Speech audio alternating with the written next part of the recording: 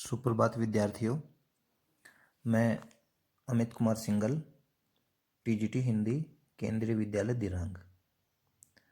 विद्यार्थियों, आज 4 मई को तीसरे चरण का लॉकडाउन शुरू हो गया है। तो आप सभी को अपने घरों में रहना है, अपने स्वास्थ्य का पूरा ध्यान रखना है और लॉकडाउन के दौरान आपको समय का सदुपयोग करना है। आपको समय बर्बाद नहीं करना। आपकी ऑनलाइन क्लासें चल रही हैं, तो ऑनलाइन क्लासों का आप पूरा फ़ायदा उठाइए और जैसे जैसे शिक्षकगण आपको पढ़ाते हैं वैसे वैसे आप घर बैठे पढ़ते जाइए।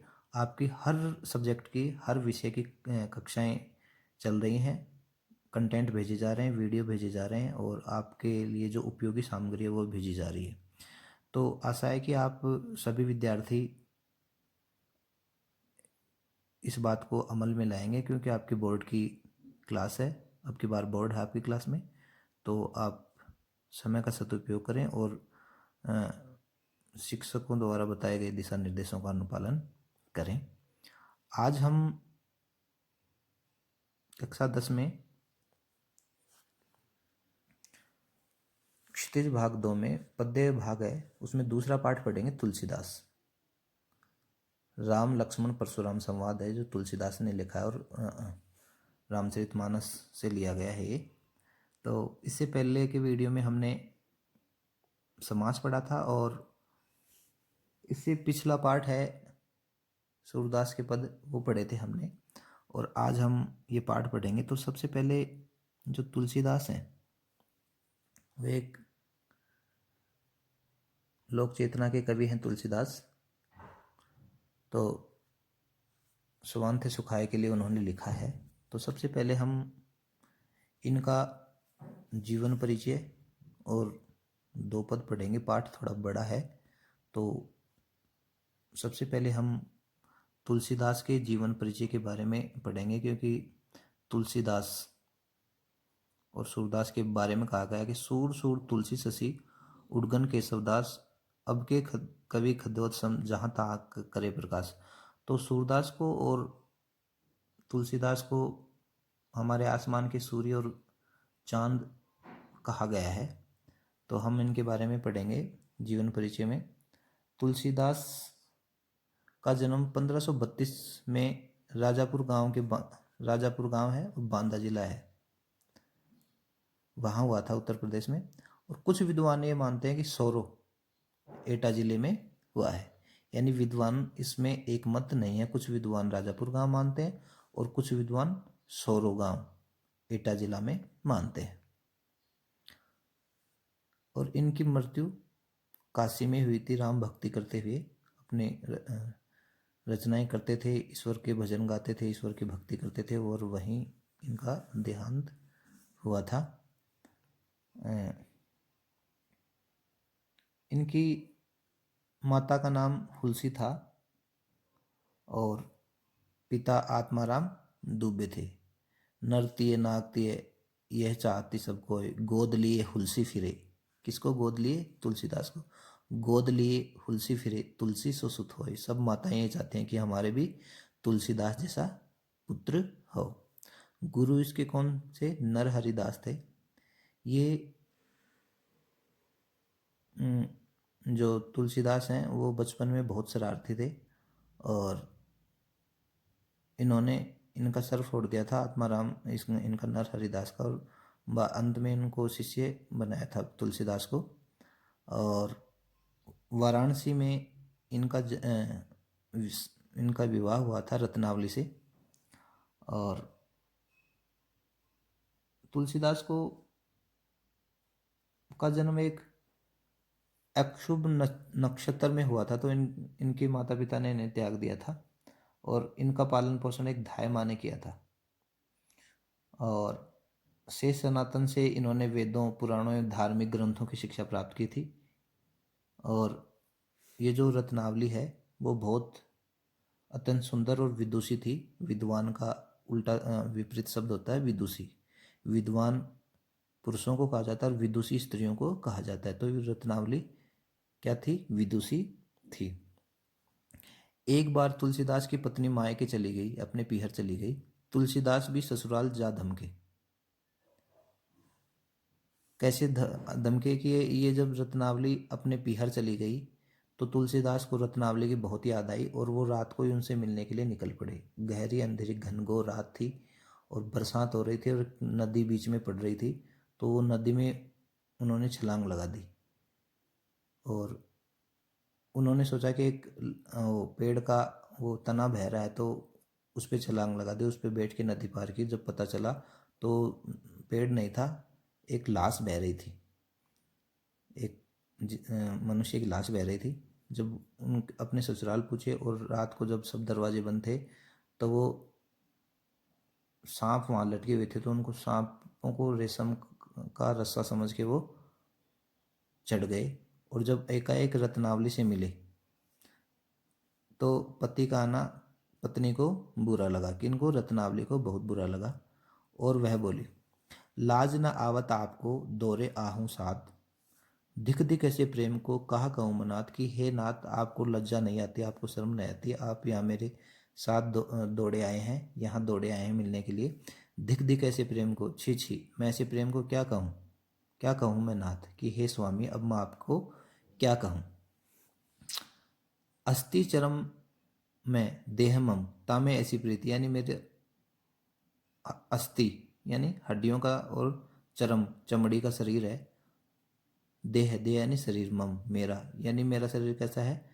हड्डियों का और चमड़ी का बना हुआ शरीर है और इसमें आप इससे ऐसी प्रीति यानी ऐसा प्रेम कर रहे हो।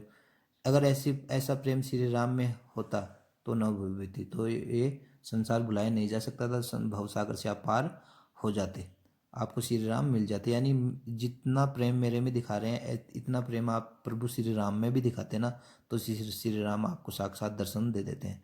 फिर से तुलसीदास को बड़ा दुख हुआ और वहाँ से लौट पड़ते हैं। तुलसीदास विरक्त हो गए और शेष जीवन कैसे किया? राम के गुणगान में व्यतीत कर दिया, यानी ये श्री राम की भक्ति में लीन हो गए। यानी बहुत बुरा लगा, जिसको इतना चाहा वो उससे उतने ऐसे शब्द सुनने को मिले, तो फिर इन्हें गहरा दुख हुआ और वे यहीं से वापस चल देते हैं पत्नी को छोड़ के और राम भक्ति में लीन हो जाते हैं। अब हम इनकी रचनाओं के बारे में देखेंगे। सबसे महत्वपूर्ण ग्रंथ है इनका रामचरितमानस, जो कि रामचरितमानस है वो जन जन में बसा हुआ है, जनमानस में बसा हुआ, जनमानस में लोक प्रचलित प्रसिद्ध है। तुलसी की अनन्य राम भक्ति यानी तुलसी को ही सब सर्वस्व कुछ मानते थे वो, उनके सृजनात्मक कौशल का मनोहर उदाहरण है। उनका राम मानवीय मर्यादाओं और आदर्शों के प्रतीक हैं।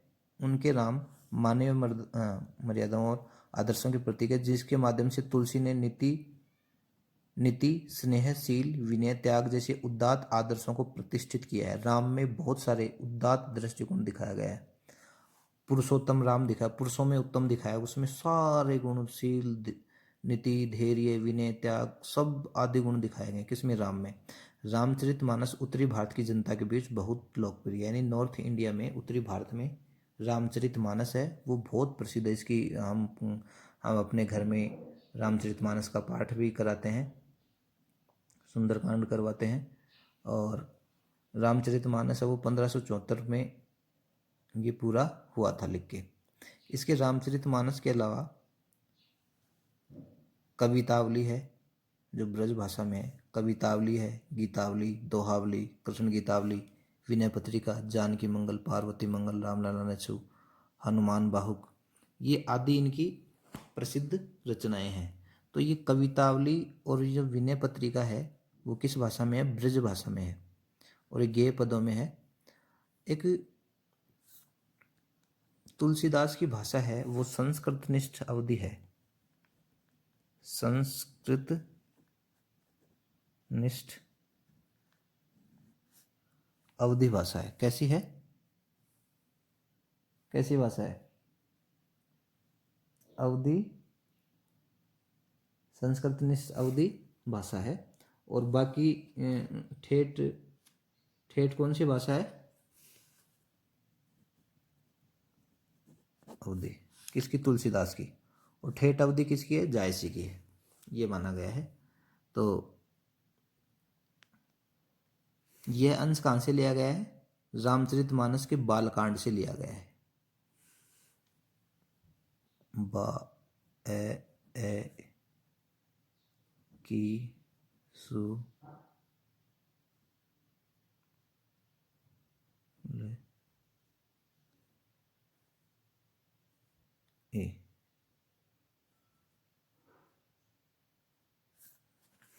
बालकांड, अयोध्या कांड,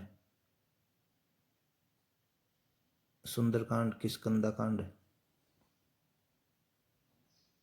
बा ए की सुले ई, किष्किंधा कांड, सुंदरकांड, लंका कांड और उत्तरकांड। ये ऐसे शॉर्ट ट्रिक है इनकी। तो ये कहाँ से लिया गया है? हम जो इसके पद पढ़ेंगे वो कहाँ से लिए गए हैं? रामचरितमानस के बालकांड से लिया गया है। सीता स्वयंवर में राम द्वारा शिव धनुष भंग करने के बाद मुनि परशुराम को जब यह समाचार मिला तो वे क्रोधित होकर वहां आ जाते हैं। यानी स्वयंवर चल रहा, राजा जनक ने स्वयंवर सभा बुलाई है, अनेक देश के राजा वहां पधारे हुए हैं और श्री राम ने सीता का स्वयंवर सीता को चुनने के लिए शिव के धनुष को तोड़ा, क्योंकि राजा जनक ने क्या शर्त रखी है? जो शिव के धनुष को तोड़ देगा वो सीता को चुन लेगा। सीता ने भी यही रखी है, स्वयंवर यानी खुद का वर चुनना। तो सीता ने ये शर्त रखी है, राम उस धनुष को तोड़ देते हैं। और धनुष किसका होता है? शिव का होता है। और ये परशुराम है जो शिव भक्त हैं। तो परशुराम को जब यह समाचार मिला तो वे क्रोधित होकर वहां आ जाते हैं। शिव धनुष को खंडित होकर, खंडित यानी टूटे को देखकर वे आपे से बाहर हो जाते हैं। राम के विनय और विश्वामित्र के समझाने पर तथा राम की शक्ति की परीक्षा लेकर अंततः उनका गुस्सा शांत हो जाता है। इस बीच राम, लक्ष्मण और परशुराम के बीच जो संवाद हुआ उस प्रसंग को यहाँ प्रस्तुत किया गया है। परशुराम के क्रोध भरे वाक्यों का उत्तर लक्ष्मण व्यंग्य वचनों से देते हैं। परशुराम क्या है? क्रोधी स्वभाव का है और उसके क्रोध का उत्तर लक्ष्मण कैसे देते हैं? व्यंग्य वचनों से देते हैं। इस प्रसंग की विशेषता है कि लक्ष्मण की वीर रस्सी पगी व्यंग्योक्तियों और व्यंजना शैली की सरस अभिव्यक्ति यहाँ हुई है। तो हम ये पाठ पढ़ेंगे। पहला इसका वो पढ़ेंगे, पहली चौपाई पढ़ेंगे रामचरितमानस की। लंका कांड से है। जब परशुराम जो श्री राम हैं जो धनुष को तोड़ देते हैं और सीता का संहार करते हैं तो पूरी धरती कंपायमान हो जाती है, क्योंकि शिव जी का धनुष को तोड़ना किसी की छोटी मोटी बात नहीं है, किसी के खेल की बात नहीं है। पूरी धरती कंपायमान हो जाती है और ये परशुराम जो तपस्या कर रहे थे उनकी तपस्या भंग हो जाती है। और शिव भक्त भी हैं तो उन्हें गुस्सा आता है और वो उसमें जहाँ सीता का संहार हो रहा है वहाँ आ धमकते हैं अपना फरसा लेकर और बड़े क्रोध में होते हैं और वो सब राजाओं को मारने का आदेश मारने का वो रखते हैं, मादा रखते हैं और गुस्से में रहते हैं। तो वो ये कहता है कि जितने भी राजा हैं मारे जाएंगे, या तो मुझे नाम बता दो, नहीं तो मैं वही हाल करूँगा जो मैंने पृथ्वी का किया था। मैंने पृथ्वी को भी किसे क्षत्रियों से विहीन कर दिया था, क्षत्रियों को मार दिया था और ब्राह्मणों को दान कर दी थी। इस प्रकार आज भी मैं सबका वही हाल करूँगा, फरसे से सबकी गर्दन उड़ा दूंगा, तो मुझे बताओ। तो फिर श्री राम इसका उत्तर देते हैं शील और स्वभाव के अनुसार। नाथ शंभुधनु, नाथ हे नाथ, नाथ किसे कहा गया है? परशुराम को। नाथ शंभुधनु बंजिनहारा, होई केउ एक दास तुम्हारा। कि हे नाथ, शिव के धनुष को तोड़ने वाला, भंजिनहारा यानी तोड़ने वाला, होई होगा, केउ यानी कोई एक दास तुम्हारा, कि हे नाथ शिव धनुष को तोड़ने वाला तुम्हारा ही कोई एक दास होगा। देखिए इसमें यहाँ श्री राम ने अपनी दादागिरी नहीं दिखाई है। श्री राम शील स्वभाव से अपने मर्यादा को ध्यान में रखते हुए एकदम विनम्र स्वभाव में उत्तर देते हैं कि नाथ शंभु धनु भंजनारा, कि हे नाथ शिव के धनुष को, शंभु धनु, शंभु यानी शिव, धनु यानी धनुष, शिव के धनुष को तोड़ने वाला कोई तुम्हारा ही एक दास होगा। आयसु काहे कही किन मोही, सुनी रिसाई बोले मैंने कोही, यानी आयसु क्या आज्ञा है, काहे कही किन मोही मुझे कहिए क्या आदेश है। सुनी रिसाई बोले मुनि कोही, सुनी यानी सुनकर, रिसाई यानी क्रोध में, बोले मुनि, मुनि मुनि कौन, परशुराम, यह सुनकर परशुराम क्रोध में बोले, क्या बोले, सेवकु सो करे सेवकाई, यानी सेवक तो वो होता है जो सेवा करे। अरिकरणी, अरिकरणी यानी, अरिकरणी यानी शत्रु का काम करने वाला। अरिकरणी करी करे लड़ाई, करी करिए लड़ाई, कि यही सुनो राम, सेवक तो कौन होता है जो सेवा करे, और शत्रुता का काम करने वाले से तो लड़ाई ही की जाती है। अरि करनी करी लड़ाई। सुनहु राम जेहि शिव धनु तोरा, सहस बाहु सम सो रिपु मेरा। हे राम सुनिए, जिसने भी शिव धनुष को तोड़ा है, सुनहु राम, हे राम सुनिए, जेहि शिव धनुष तोड़ा, जिसने भी शिव धनुष को तोड़ा है, सहस बाहु सम सो रिपु मेरा। सहस बाहु एक राजा था, उसकी कहानी मैं अभी बताऊंगा। सहस बाहु के समान मेरा रिपु होगा, रिपु यानी शत्रु होगा, मोरा, मोरा यानी मेरा। सो बिलगाई बहाई समाजा, वो न तो मारे जेहि सब राजा, यानी जिसने भी शिव धनुष को तोड़ा, बिलगाई यानी अलग हो जाए, बिहाई समाजा, बिहाई इन राजाओं के समाज से, इस समाज से अलग हो जाए, यहाँ से अलग हो जाए। न तो मारे जेहि सब राजा, नहीं तो सारे राजा क्या हो जाएंगे, मारे जाएंगे। अगर किसी ने ये नहीं बताया कि मैंने शिव धनुष तोड़ा है, अगर किसी ने नहीं बताया, सब चुप रहे, तो मैं सब राजाओं को मार दूंगा। सुनी मुनि वचन लखन मुस्काने, सुनी मुनि वचन, सुनी यानी सुनकर, मुनि वचन यानी ऋषि के वचन सुनकर, मुनि के वचन सुनकर, लखन, लखन यानी लक्ष्मण, मुस्काने, मुस्कुराने लगे। जब परशुराम ने ये कहा कि शिव के धनुष को तोड़ने वालों का अगर नाम किसी ने नहीं बताया, कोई आगे नहीं आएगा, यानी कोई अलग नहीं होगा, तो मैं सब राजाओं को मार दूंगा। बोले परशुधरी अवमाने, अवमाने यानी अपमान करते हुए, परशुधरी, परशु को धारण करने वाले मुनि का अपमान करते हुए बोले, बहुधनी तोरी लड़काई, कभू न असी रिस किन्हें गोसाई। बहुधनी, बहु यानी अनेक धनुष, तोरी तोड़ना, लड़काई यानी बचपन में हमने ऐसे बहुत धनुष तोड़े हैं। कभू न असी रिस किन्हीं गोसाई, कि हे प्रभु आपने, हे मुनि आपने तब तो ऐसा क्रोध नहीं किया। ये धनु पर ममता के ही हेतु, कि ये ही यानी इसी धनुष पर तुम्हारी ममता क्यों है। सुनी ऋषाई कह भृग कुल केतु, कि हे ध्वजा रूप, ध्वजा स्वरूप परशुराम बोले, पर कभू न सुनी ऋषाई कह भृगु कुल केतु, भृग कुल के ध्वजा रूपी केतु हैं, वो क्रोध में भरकर कहने लगे, रे नरप बालक, नृप, नृप यानी राजा, हे राजपुत्र, कालबस बोलत तो ही न संभाई, तुम कालबस, तुम काल के वश में होने के कारण तुझ में बोलने की वो क्या नहीं है, बुद्धि नहीं है, तुम ऐसे ही बोल रहे हो। धुनि सम त्रिपुरारी धनु, विदित सकल संसार, यानी सारे संसार में विख्यात शिव जी का धनुष क्या धनु ही के समान है, धनु ही सम, धनु यानी छोटी धनुषों के समान है। त्रिपुरारी धनु, त्रिपुरारी तीन पुरों का, त्रिपुरारी धनु, त्रिपुरारी, ये त्रिपुरारी है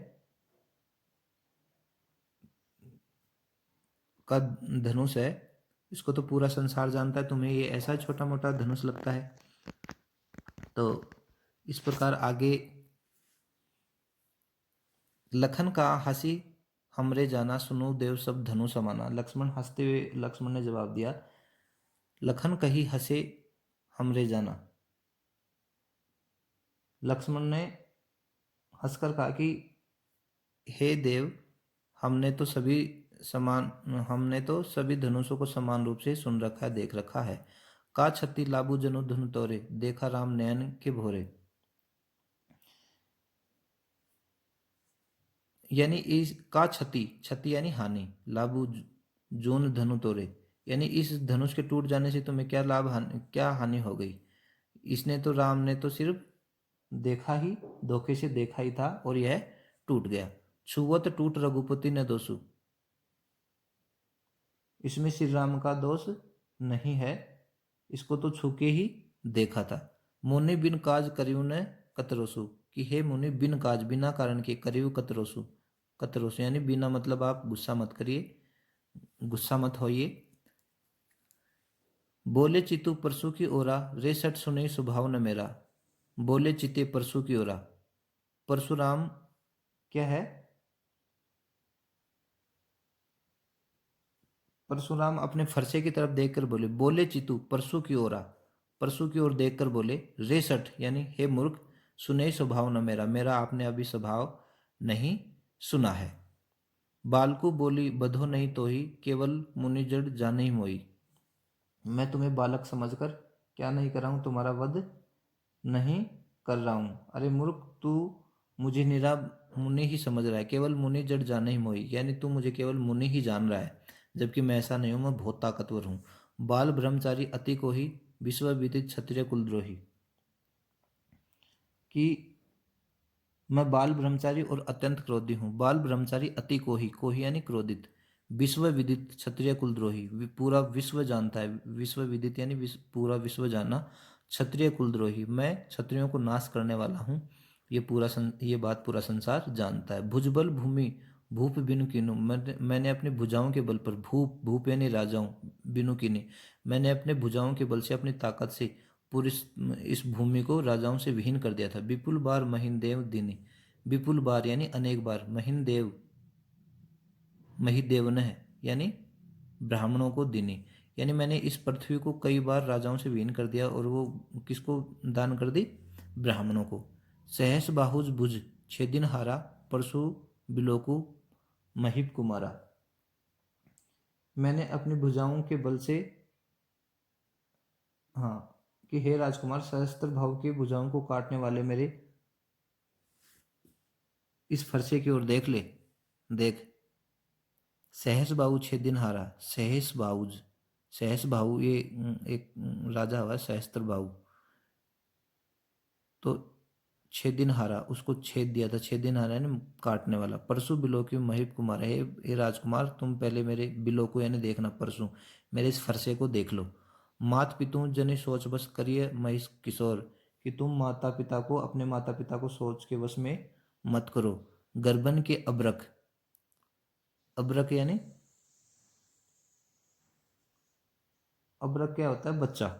गर्भन के अबरक दलन, दलन यानी मारना। परसु मोर अति घोरा, मेरा घोर, अति घोरा यानी बहुत पैना है, ये बहुत ताकतवर है। मेरे इस फरसे ने स्त्रियों के गर्भ में बच्चों को भी नष्ट कर डाला है, तो आप इससे बच जाइए, मेरा ये जो फरसा है बहुत खतरनाक है। तो इसमें जो परशुराम हैं वो बहुत क्रोधित हैं, क्योंकि सीता का स्वयंवर रचते समय राम ने शिव के धनुष को तोड़ डाला, और वो शिव, परशुराम है जो शिव के महाभक्त हैं, और उनकी तपस्या भंग हो गई है, तो क्रोधवश वहाँ आ गए हैं, और उनको सब राजाओं को चेतावनी देने लगे हैं कि मुझे साफ साफ बता दो कि शिव के धनुष को किसने तोड़ा है। अगर किसी ने नहीं बताया तो मैं पूरे राजाओं को मार डालूंगा। तो श्री राम है वो मर्यादा में जवाब देते हैं, लेकिन श्री कृष्ण लक्ष्मण थोड़े से क्रोधी स्वभाव के हैं, लक्ष्मण भी। तो वो भी उनको, परशुराम को छेड़ते हुए कहते हैं कि ऐसे धनुष तो हमने बहुत बचपन में ऐसे धनुष तो बहुत तोड़े हैं, तुम इतने क्रोध में क्यों हो, पहले तो तुमने ऐसा क्रोध नहीं किया, और श्री राम ने तो सिर्फ इसको छुआ ही था कि ये टूट गया, अब इसमें श्री राम का क्या दोष है। तो जो परशुराम है और भी क्रोधित हो जाते हैं और सब राजाओं को मारने की बात करते हैं और उसको लक्ष्मण को भी मारने की बात करते हैं। तो आज के पाठ में आज इतना ही और कल हम शेष पाठ को पढ़ेंगे।